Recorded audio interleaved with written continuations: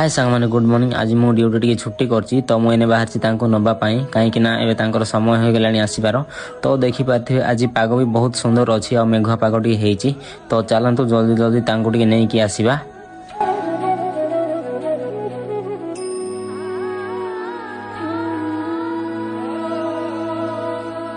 तो एने तांके आसुछंती देखी पारथिबे बहुत हालिया हेलानी बोधे सेमती लागुची देखिकी ही। तो चलतु एठु एबे जल्दी जल्दी जिबा आमे घर को।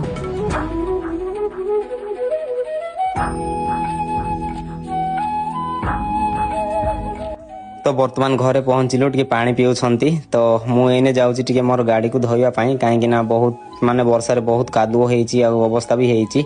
तो चलतु जल्दी जल्दी टिके एठु जिबा धोइबा पई। तो वर्तमान पहुंची गली देखी पारे गाड़ी के अवस्था है।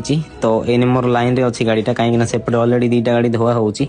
तो देखी पारे एठा पूरा माने रास्ता साइड रे ही जगहटा देखी पारे। तो चलतु जल्दी जल्दी धोई देबा। वर्तमान आमर गाड़ी धोआ सइला तो मु एने घर को बाहरी।